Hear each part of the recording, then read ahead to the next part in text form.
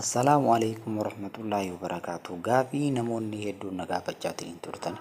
Namoonni hedduun gaafii isin na gaafachaa turtan kana keessa jechuudha. Gaafachaa turtan kanneen keessaa obboleewwan kiyya gaafii salphaadha garuu salphatti Facebook fayyadamaa akkamittiin waan tokko maxxansuu barbaade isaan maxxansaa kan jedhu jechuu gaafataa turtan. Kunooti bakkuma kana tuyxanii bakkuma profaayila keessan cinaa jiru kan tuyxanii akkuma asitti argitan bakka kanatti jechuudha. What is on your minute isa jedhu kana irra tuquudhaan salphatti barreeffama barbaadan ka ta'uu dandeettanii jechuudha maxxansuudhaaf. Fakkeenyaaf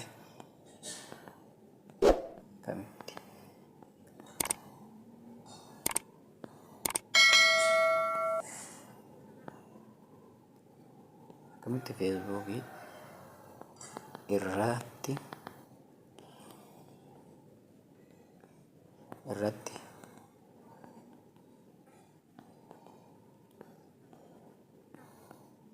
maxxansina.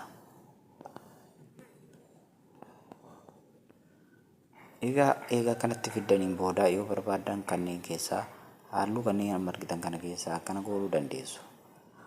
Eegas booda akkana gad dhuftanii footoodha akkamitti walitti footoon bakka tokko maxxansina wal biraa dura footoon nu jalaa bu'aa tura suuraan nu jalaa durseetiniin bu'aa fa'a jedhamu kan isin dhibe jechuudha. As gubbaa kanarra dhufuudhaani public kan jettu kanarra ta'uudhaan mirkaneeffattan. Public kan jedhu irra ta'uudhaan mirkaneeffachuu qabdan. Publiciin kun namoota hunda akka qaqqabuuf taasisaa jechuudha. Friends kan jedhu jira kunooti friendii qofa bira akka ga'u barbaadan namoota isin hiriyaa godhattan qofa bira akka ga'u barbaadan akkasuma gochuu dandeessu. Egaa amma duubatti deebina. As bakka kana dhufuudhaan photos video kan jedhu kana photo videos kan jedhu kana irratti hojjetu jechuudha. Foto tokko fakkeenyaaf as keessa seentanii qabattaniitiin dhuftanii fakkeenyaaf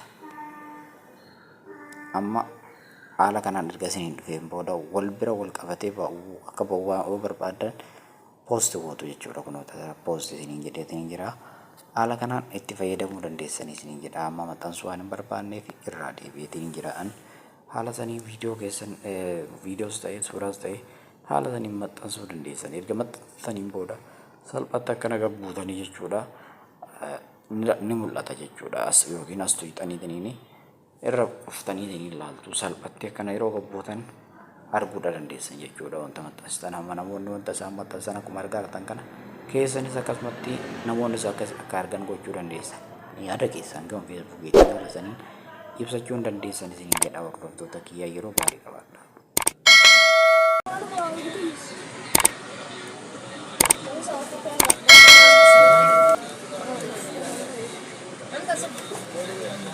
Siidumatti